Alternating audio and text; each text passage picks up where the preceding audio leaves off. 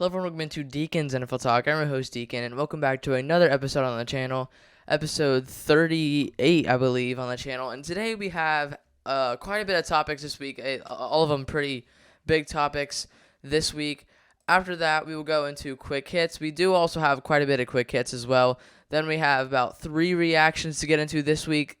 We also have the Week 13 recap, Week 14 power rankings, Week 14 predictions, NFL Fantasy Stardom Sit-'em, and then one question of the week. I cannot wait to jump into this episode of Deacon's NFL Talk.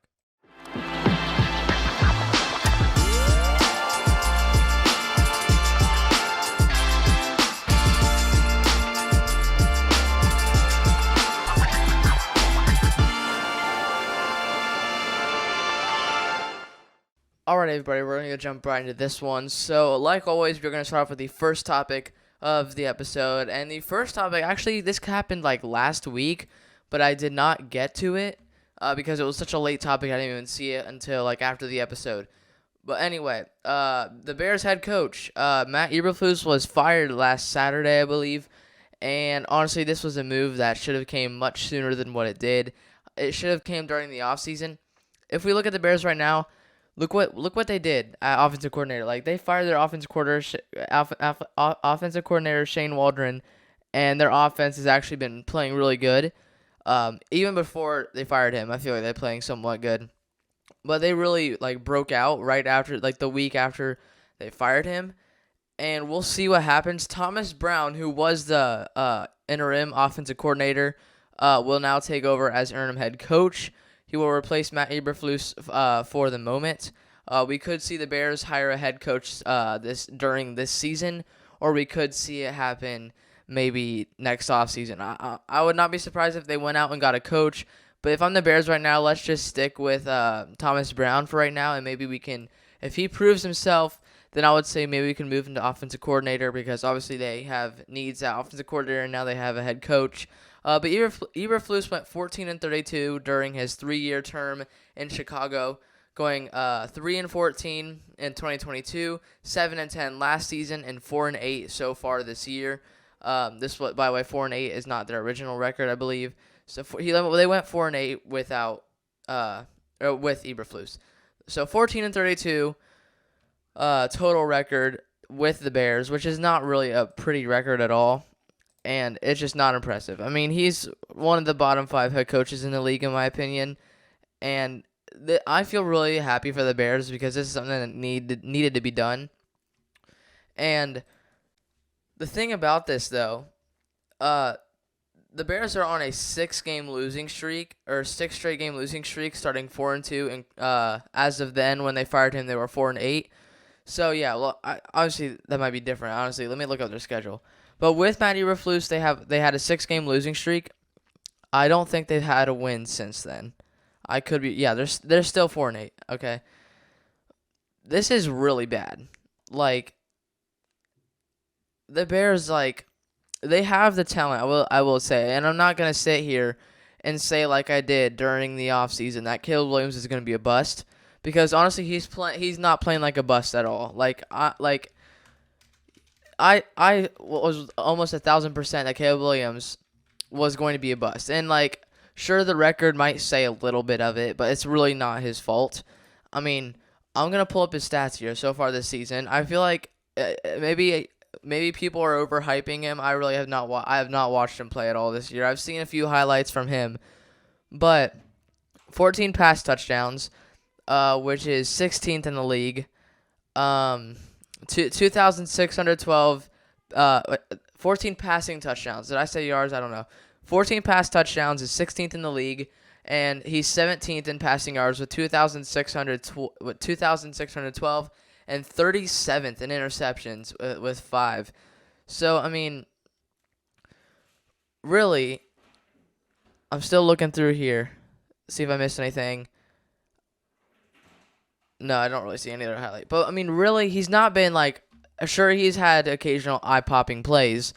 But if you, look at the stats, 16th in pass touchdowns, 17th in pass yards, and 37th. He's behind a backup quarterback right now in interceptions, which is very poor. And I'm not gonna say that Caleb Williams is a bust because honestly, he's not been playing like that. Sure, the stats don't really say so, but Caleb Williams has been playing really acceptable for the Bears, and the Bears just haven't been able to get wins out of it, which is what makes it really sad. I mean, honestly, the Bears are probably my third favorite team according to last year. I mean, I still kind of respect him a little bit, but ever since they got rid of Justin Fields, like as an Ohio State fan or just an NFL fan in general, they made a huge mistake. Justin Fields is cooking with the Steelers offense that is pretty mid and is like somewhat worse than the Bears offense that they have right now. So imagine what Justin Fields could have been doing with the Bears right now instead of Caleb Williams.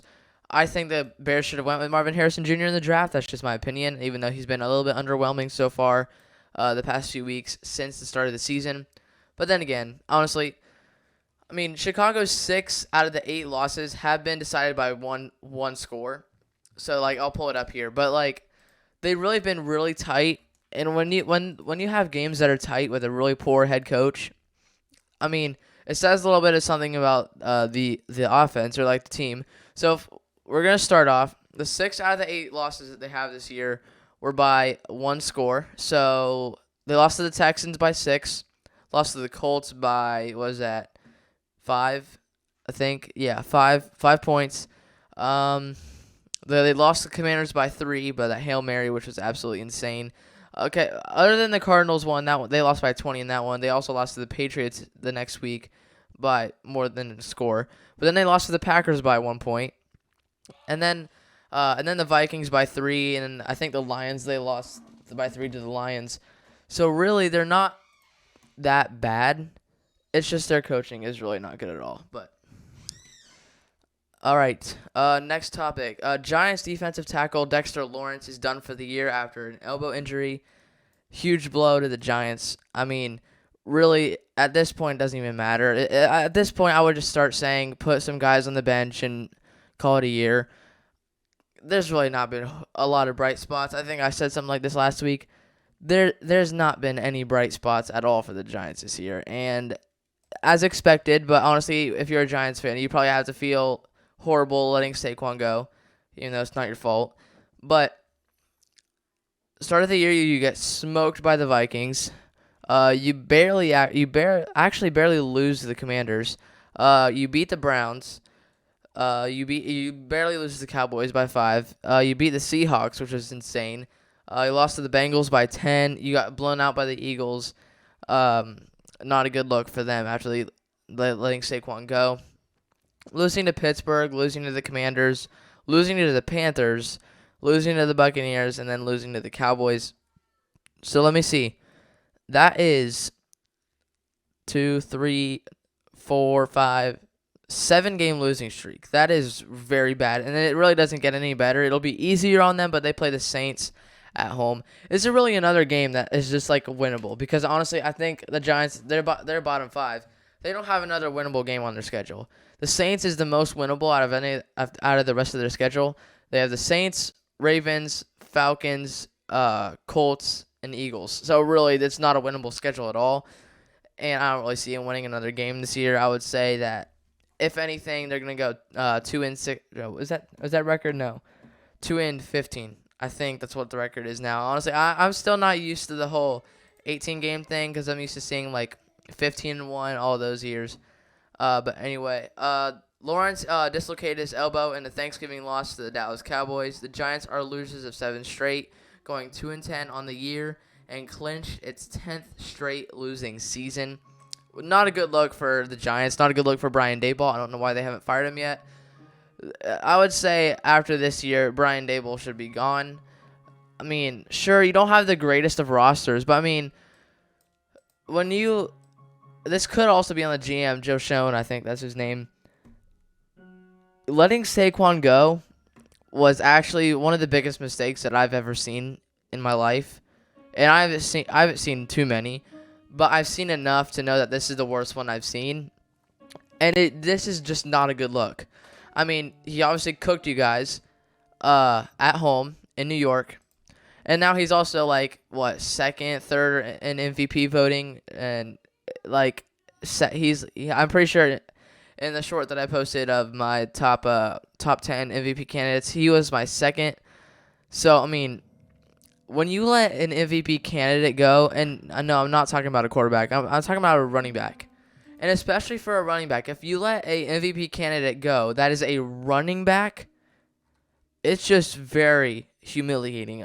Like, I know, like, if I just sat here and said an MVP candidate, you'd be like, oh, a quarterback. I mean, sure, he's been playing good, but he's a quarterback. He's gonna be top in the MVP voting.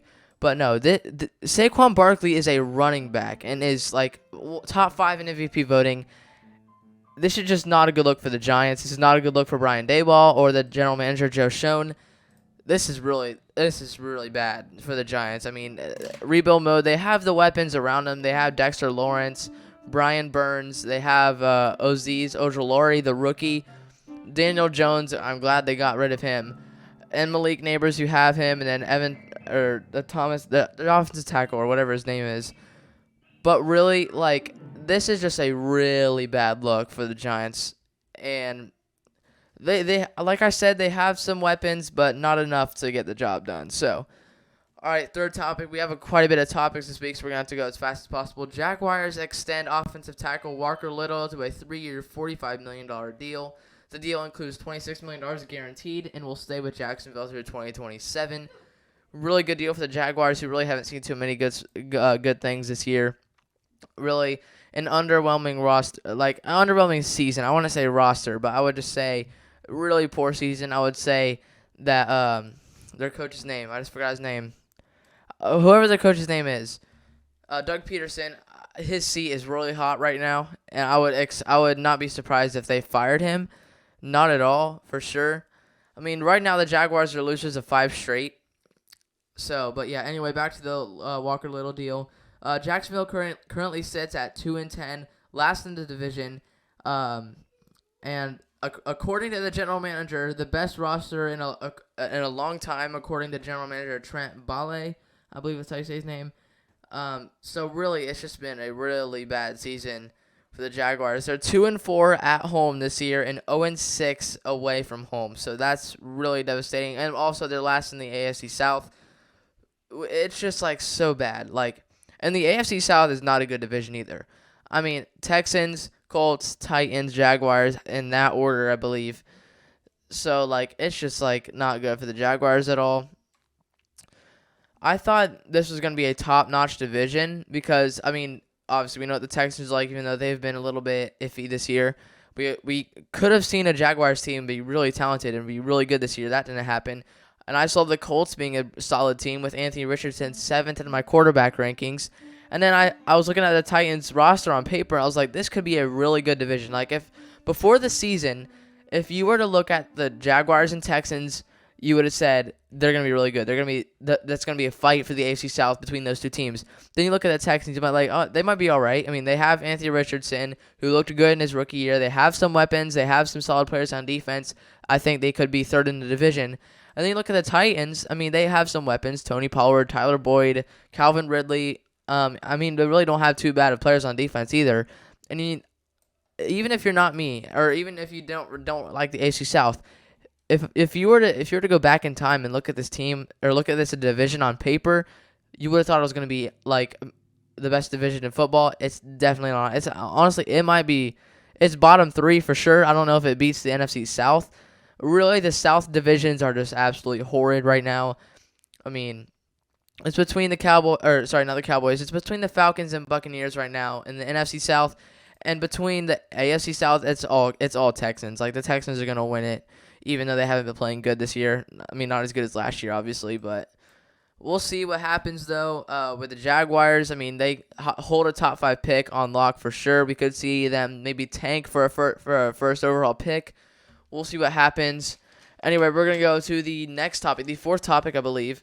I believe we have about 4 or 5 more. Saints quarterback / wide receiver / running back / tight end, whatever you want to call him, is to miss the remainder of the 2024 season with a knee injury.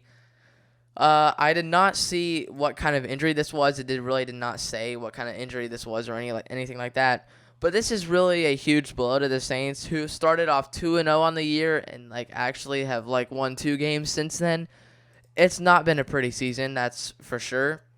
And I'll pull up their schedule, okay? because they were looking like a top team, right? They blew out the Panthers 47-10. They blew out the Cowboys 44-19. They barely lose to the Eagles by 3, 15-12. They barely lose to the Falcons by 2. They get beat by the Chiefs, absolutely obliterated by the Buccaneers. They lose to the Broncos by 23. They lose to the Chargers. They lose to the Panthers by 1. They lose to the Falcons by 3. They get blown out by the Browns. They lose to the Rams by 7. This has not been a really good football team. Like, they're 3-4 at home and 1-4 away from home. I mean, they have a 1-game losing streak, but really that doesn't say much. But I mean, Taysom Hill was hit by the Rams defender's helmet. I don't remember the name of him though. He was carted off the field and he underwent MRI last Sunday, and results showed that it was not good, which is not what you want to hear, especially like not even a dual threat quarterback. Like, he's a dual threat every single position on the football field. He can pretty much do it all. He can play quarterback, he can play running back, he can play receiver, he can play tight end. I would not be surprised if I started seeing him playing corner or edge rusher. He can pretty much, he's anywhere on the football field. Like, he's like tremendous talent. I mean, he's a lot of fun to watch too. I mean, he finishes the season with 23 receptions, 187 receiving yards as a receiver, and as a runner, he had 39 carries for 277 yards and 6 rushing touchdowns. So I would say it was really good running back year for him. I don't think he had a receiving touchdown, at least what I saw. But, I mean, really good year for Taysom Hill. I mean, the Saints, like I said about pretty much the rest of the topics, it's really not been a good year for the Saints. I mean, they're in the division right now. After starting 2-0, firing Dennis Allen, and then after that, they started looking a little bit better, but really, they haven't really been much better. So, we'll see what happens to the Saints. They have to play the Giants tomorrow at 1 o'clock. The Saints are 4-8. The Giants are sitting at 2-10. That'll be a really boring game, in my opinion. Then after that, they have the Commanders, and then they have the Packers, Raiders, and Buccaneers. So, there's not a winnable game until the Raiders and Giants game. Those are the only winnable games. If you want to end on a good note, beat the Buccaneers, but I don't see that happening. If that happens, please make fun of me, by the way. Anyway, third to last, 49ers plays Christian McCaffrey on IR. And is expected to be out for 6 weeks, which is the remainder of the season, unless the 49ers sneak their way into the playoffs somehow. This is something that it's kind of difficult for the 49ers right now because, I mean, this is a team that made the Super Bowl last year and lost by a touchdown to the Kansas City Chiefs in overtime. And, like, I'll be honest with you, outstanding roster. I mean, we can go all over the list. At quarterback, they have Brock Purdy. Running back, Christian McCaffrey. Wide receiver, Deebo Samuel, Brandon Ayuk. Ricky Pearsall can be a weapon at times. At tight end, they have George Kittle. They have a tremendous offensive line. Then you go to the defensive side. They have really good edge rushers, really good linebackers. Fred Warner and Dre Greenlaw highlight the linebackers. At corners, they have some solid corners. Travarius Ward and then a few other guys. And then safety, Talanoa Hufanga. Really talented players on both sides of the ball. And you know what they can't do? They can't stay healthy. They just can't stay healthy. And it's just really disappointing to watch. I'm not even a 49ers fan, but when your team goes to the Super Bowl and you come back the next year and everyone's hyping you up. They're 5-7 right now. They went to the Super Bowl and lost by 3, 25-22 in overtime.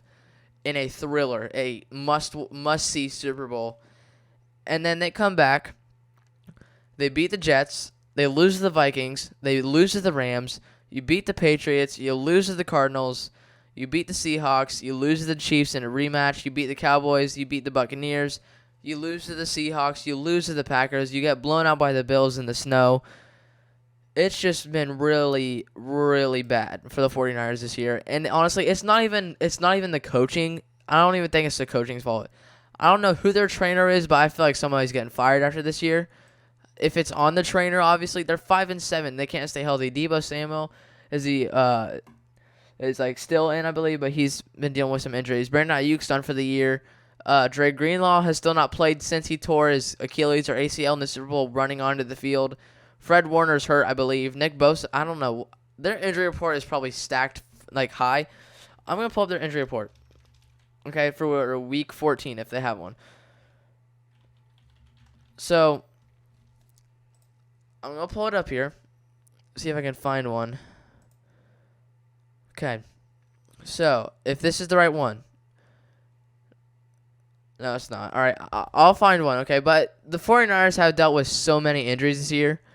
All right, here's the 49ers. All right, so this is as of Thursday. So, Nick Bosa did not participate. Jordan Mason did not participate. Trent Williams did not participate. Dre Greenlaw, limited. Talanoa Hufanga, limited. Demoter Lenore, full participation. He's probably good to go. I mean, they have so. I won't even give their status. But here's all the good players that they have on the injury report: Nick Bosa, Jordan Mason, Trent Williams, Talanoa Hufanga, Demoter Lenore, and Brock Purdy's on there. Like, Brandon Ayuk should be on here, but I mean he's not. So it's just been really devastating for the 49ers. We're just going to go to some more about the McCaffrey injury. But McCaffrey injured his PCL in the team's ugly loss to the Bills. Unfortunately for San Francisco, though, their second-string running back, Jordan Mason, will be out for at least 4 weeks. So they're pretty sure they have a rookie or somebody playing. I'm not sure who's playing, but that will happen. All right, second to last topic. We're going to go through these last few topics quickly because we are quickly running out of time. Trevor Lawrence placed on IR and will miss the rest of the season, not because of concussion, but also because of his shoulder surgery. He suffered the injury when Texans linebacker Azeez Al-Shir hit Lawrence late and was supposed to be suspended 3 games, but it got upheld by the NFL. Lawrence, like I said, suffered a concussion and will undergo surgery on his left shoulder.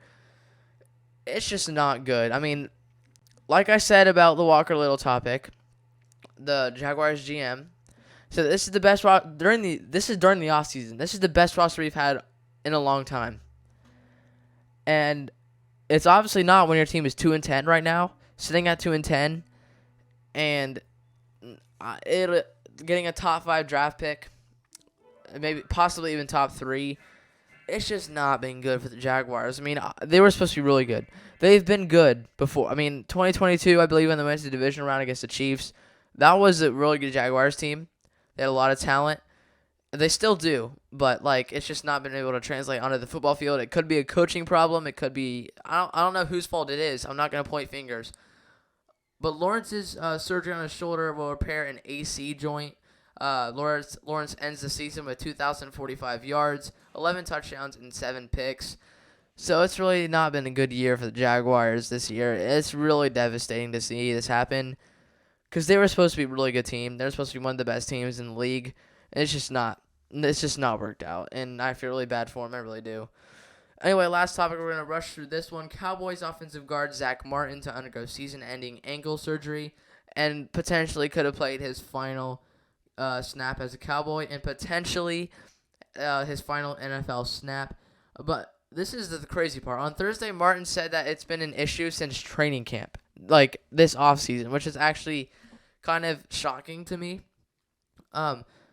But this is the thing. This was a contract year for Martin. So like I said, this could have been like Martin's last season with the Cowboys. We could see potentially maybe his last NFL snap. We don't know. He said don't keep that thought in your head. But we'll see that. I mean, it's going to be like when the dude's 34. I mean, sure. I mean, you're not that old, but I mean, Martin has like 6 career holding penalties. Career holding penalties. Not this season. Not in the playoffs. Career holding penalties. He has like more like Pro Bowl whatever than he does holding penalties, which is actually kind of insane. And it's actually crazily hard to believe. 6 holding penalties in his entire career, which is actually a mind-blowing, eye-dropping stat. like this is probably this is one of the craziest offensive line stats I may have ever seen in my lifetime. And I'm not an offensive line guy, and I haven't seen too many, but this stat is good enough to make me realize how good Zack Martin is, and it'll open a lot of people's eyes for sure. It's a crazy stat, and he's obviously one of the best guards in the league. We'll see if he will play another NFL snap. We'll see if it'll be with the Cowboys or maybe with another NFL team. But anyway, that is all for NFL news. We're going to go to quick hits quickly here. Then we'll go to the Week 13 recap. Starting off with, I believe we have one page, maybe two. Something around there. Yeah. All right, Cardinals signed running back James Conner to a 2-year, $19 million extension. Conner will remain with the team through 2026. This season, Arizona is 5-1 when Conner rushes over 100 yards in a game and 1-4 when he doesn't. Conner generated 183 carries for 773 yards and 5 touchdowns so far this season. The Lions signed former All-Pro safety Jamal Adams. Adams joins Detroit's practice squad. And since 2022, Adams has only started 13 games. This year, Adams has recorded just 2 solo tackles, 0 interceptions, 0 sacks, and 0 forced fumbles. Texans linebacker Azeez Al-Shir suspended for 3 games for the late hit on Trevor Lawrence. Lawrence was carted off the field and currently in concussion protocol.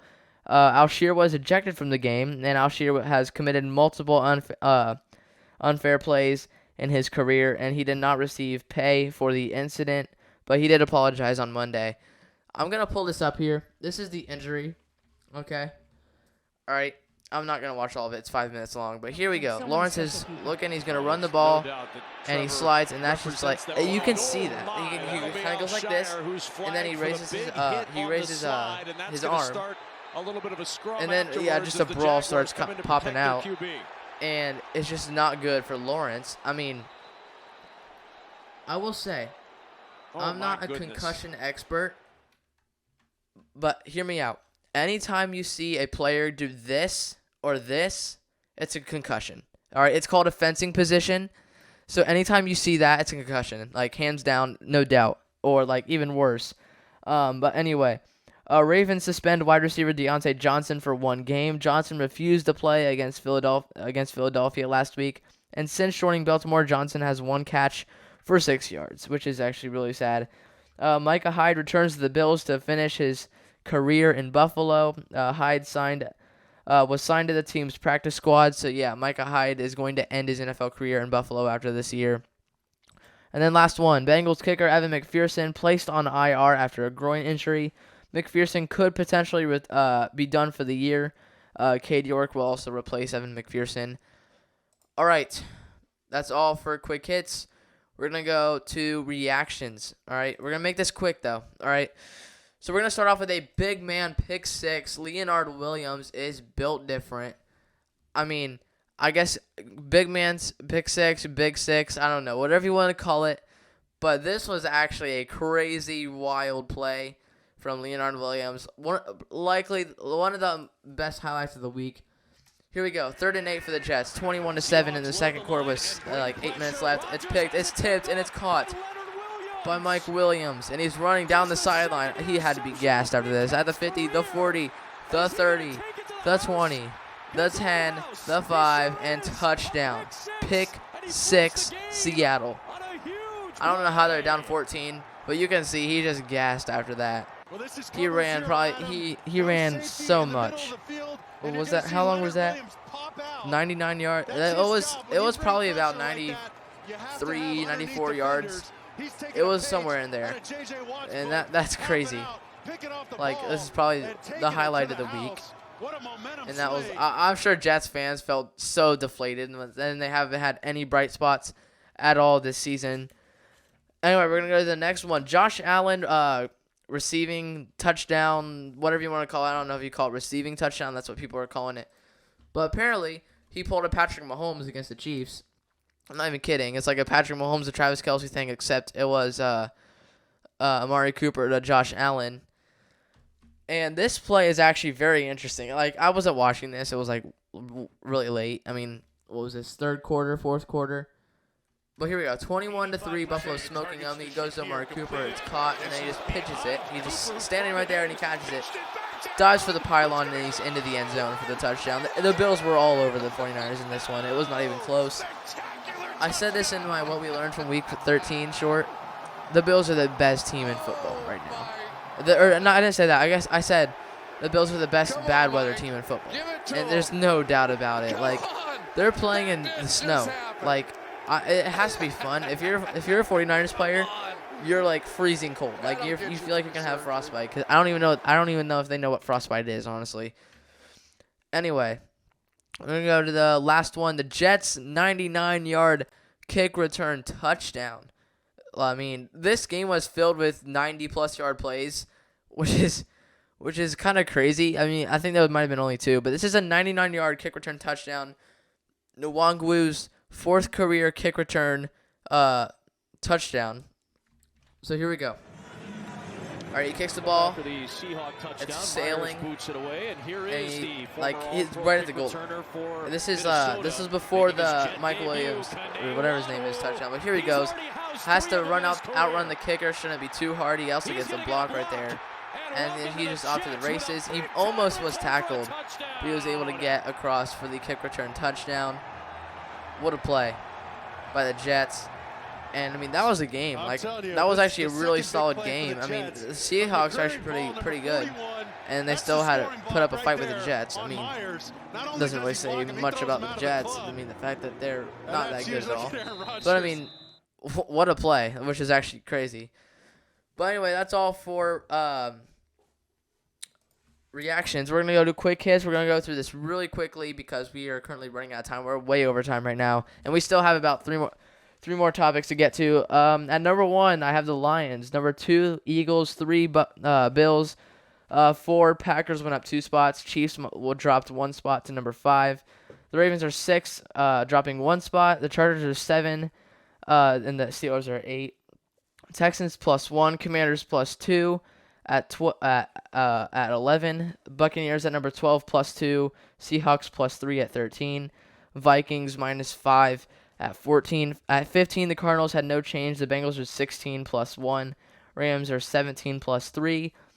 18, the Bears are +1. The 49ers dropped 7 spots to number 19. The Dolphins also they had dropped 2 spots to number 20.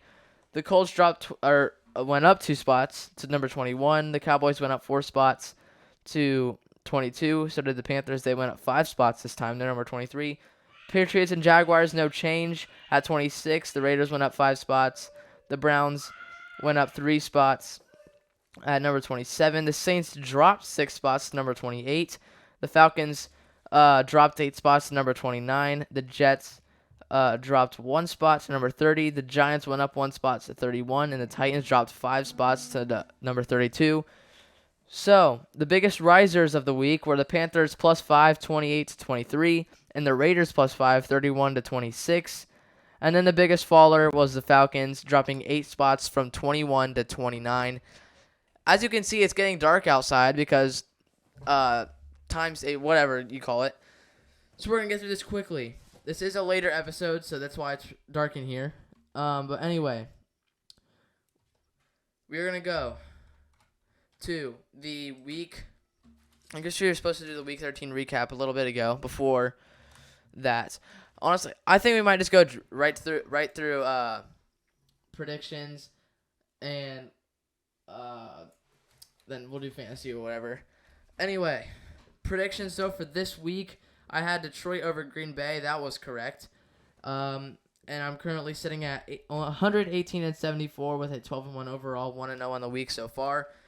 12-1 in the month of December. Last week I went. What was it? I went 11-1 last week. For the month of December. What a start. This week, though, give me the Steelers over the Browns, the Saints over the Giants, the Dolphins over the Jets, the Titans over the Jaguars, the Vikings over the Falcons, the Eagles over the Panthers, the Buccaneers over the Raiders, and for the afternoon games, I have Seattle over Arizona, Chicago over San Francisco, Buffalo over the Rams. I have the Chargers over the Chiefs right now. That could change. And I also have Cincinnati over Dallas right now. So, honestly, I will get out the NFL fantasy stuff, start 'em, sit 'em, because since we have like hardly any time left, I'll have to do that in a community post. If you keep seeing the screen getting dark and bright, it's because the computer keeps doing whatever it does. Question of the week, okay? All right.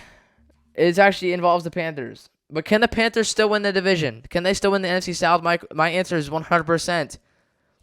Sure, they're not resulting in wins, but they're actually playing really good football right now. And, like, they're a really talented team. It's, like, they're really fun to watch. I feel so happy for Bryce Young that he's playing the way he's playing. I mean, if the Buccaneers and Falcons just keep losing, they should be good. They'll outpace the Saints at some point.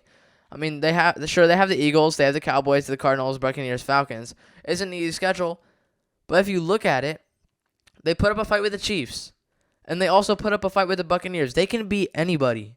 I'm not like I'll say this right here. They can beat anybody. Okay, I would not be surprised if they went out and beat the Eagles. Like it might be a shock to say that, but I'm not even kidding. I would not be surprised at all. But anyway.